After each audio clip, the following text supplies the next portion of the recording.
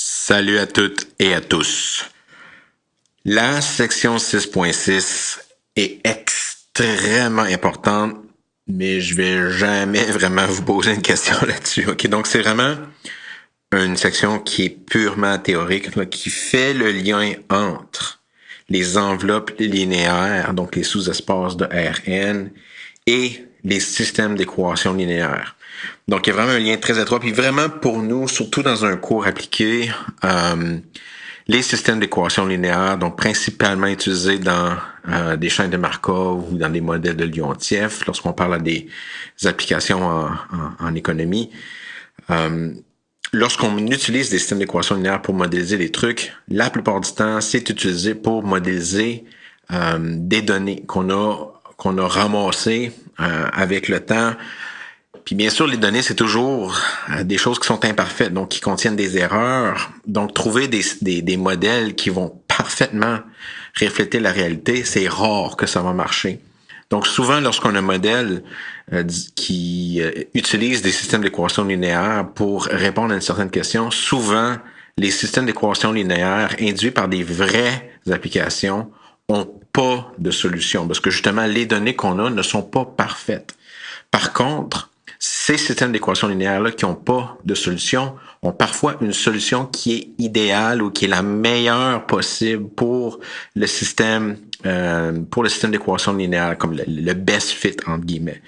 Puis cette section-ci, qu'est-ce que ça va nous permettre de faire? C'est que ça va nous permettre d'établir le lien entre les systèmes d'équations linéaires et les enveloppes linéaires pour justement établir un algorithme qui va nous permettre de résoudre, entre guillemets, les systèmes d'équations linéaires qui n'ont aucune solution en trouvant la meilleure solution possible. OK? Puis ça va être la méthode des moindres carrés. Donc, c'est quoi le lien fondamental entre les systèmes d'équations linéaires et les enveloppes, OK? Les sous-espaces, là, de Rn. Donc, cette section-ci, c'est purement, OK, pour faire ce lien-là. Donc, il y a aucun exemple. C'est juste l'énoncé d'un théorème. C'est juste écrire les choses avec la bonne notation. Donc, le théorème que j'appelle le lien fondamental, les deux énoncés suivants sont équivalents. Premier énoncé.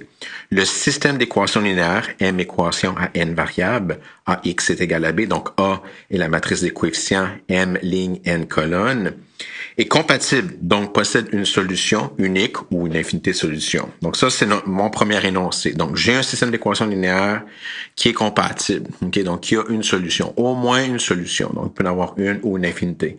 Ça, c'est la même chose. Donc ça, c'est le lien. Là. Donc la théorie qu'on vient juste de tout vomir là, des sections précédentes revient au système d'équations linéaires. Donc c'est équivalent à dire que le vecteur B, donc le vecteur dans Rm, okay, qui est composé des termes constants de notre système d'équations linéaires, est dans l'enveloppe linéaire de V1, V2, V3 jusqu'à Vn, où les Vj, c'est la jème colonne de la matrice A. Donc, autrement dit, B est une combinaison linéaire des colonnes de la matrice A. Okay? Donc, on peut vraiment...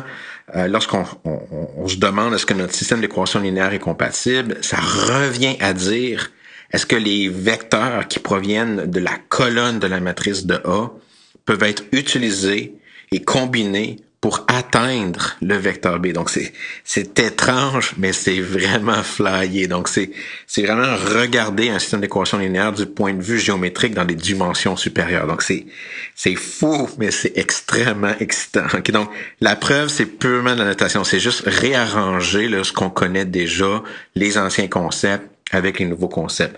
Donc, si notre système d'équations linéaires AX est égal à B possède une solution, donc c'est quoi par définition avoir une solution? Donc, on sait que AX est égal à B a une solution qu'on appelle typiquement K, donc c'est qui va être donné par K1, K2, K3 jusqu'à Kn. Si c'est tel que lorsque tu plugues ton K1, K2, K3 dans chacune des équations, tu obtiens égalité. Donc, A11 fois K1 plus A12 fois K2 plus etc. A1n fois Kn est égal à B1. Ensuite, tu plugues dans la deuxième équation. A21 K1 plus A22 K2 plus etc. A2n Kn est égal à B2. Puis finalement, AM1 K1, K1 plus AM2, K2 plus etc. jusqu'à AMN, Kn est égal à Bn. Donc, ça c'est juste la définition. Tu veux savoir, donc si vous retournez au début du chapitre 3, lorsqu'on demandait de vérifier qu'on avait des solutions entre les mains, c'est juste tu le plugues dans ton système. Puis si tu as l'égalité sur chaque ligne, tu sais que c'est une solution. Donc, si on a un système compatible, on sait qu'il y en a un vecteur comme ça, un vecteur K, donc un n-tuplet shift qui est tel que quand tu plugues dans ton système, ça donne la même affaire. Là, maintenant, qu'est-ce qu'on va faire? C'est qu'on va réécrire cette définition-là pour voir le lien avec les nouveaux concepts. Donc, la seule chose que vous avez besoin de faire ici, lorsque vous regardez votre système d'équation linéaire, lorsque vous avez plugué vos K1, K2, K3, etc. jusqu'à Kn, donc si je prends toutes les K1 puis je les mets en évidence, les K1 multiplient les coefficients A11, A21 et AM1. Donc, je peux mettre en évidence le K1 puis le mettre devant la première colonne de la matrice A. Puis ensuite, le K2, je peux le mettre devant la colonne. Donc, les K2 multiplient quoi? A12, A22 jusqu'à AM2, jusqu'à la dernière colonne où ce que le Kn multiplie les coefficients A1n, A2n jusqu'à AMN.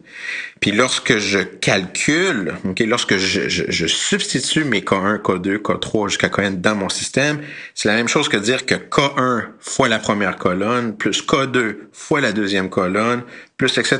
Kn fois la dernière colonne est égal au coefficient au vecteur où ce que les composantes de ce vecteur-là, donc matrice colonne, c'est les termes constants, donc B1, B2 jusqu'à Bn. Donc, lorsque je l'écris, donc c'est purement de la notation. C'est exactement la même chose, sauf que là, j'utilise la notation matricielle. Puis lorsque je l'écris sous forme matricielle, je le vois. Ah, le vecteur B, c'est une combinaison des colonnes, où ce que les coefficients que j'ai besoin pour atteindre le vecteur V, c'est K1, K2 jusqu'à Kn, donc les composantes du vecteur qui sont solutions du système. Donc, c'est la même chose que dire que le vecteur B est une combinaison linéaire des vecteurs V1, V2, V3 jusqu'à Vn. Si on avait un système qui n'a pas de solution, automatiquement, on aurait que B c'est pas une combinaison linéaire des colonnes. Donc, c'est complètement équivalent. Dire que j'ai une solution de mon système, c'est la même chose. C'est weird, c'est creepy, c'est freaky, mais c'est purement notation. Mais dire qu'on a une solution d'un système, c'est la même chose que dire, c'est creepy, mais c'est la même chose que dire que B, c'est une combinaison linéaire des colonnes, de la matrice A. Donc, avec la notation, dire que B est une combinaison linéaire, la notation, c'est dire que B est dans l'enveloppe linéaire des vecteurs V1, V2, V3 jusqu'à Vn. C'est ça, là, le lien fondamental. Donc, c'est de faire cette traduction entre ce qu'on connaît déjà depuis il y a longtemps. Si j'ai une solution d'un système, ben, je peux combiner les colonnes de la matrice A pour atteindre la colonne de la matrice B. Donc, la matrice qui est une colonne aussi avec les termes constants. Donc, c'est la même chose. Si je sais comment combiner les colonnes, donc si le vecteur B est à l'intérieur de l'enveloppe linéaire de V1, V2, Vn, de V1, V2, Vn, donc on a des coefficients pour combiner nos vecteurs pour atteindre B. Puis ces coefficients-là, mais c'est un exemple de solution du système d'équation linéaire, où que la matrice des coefficients est donnée par A. Donc, c'est la même chose. Possiblement, pour mieux voir ça, au lieu de l'écrire en général, ici, je vais juste donner un exemple particulier. Donc, par exemple, le triplet K égale à A à 1, moins 1, 2. C'est un exemple de solution du système d'équations linéaires de 4 équations à 3 inconnus. X plus 2y plus 3z est égal à 7. 2x moins y plus z est égal à 5.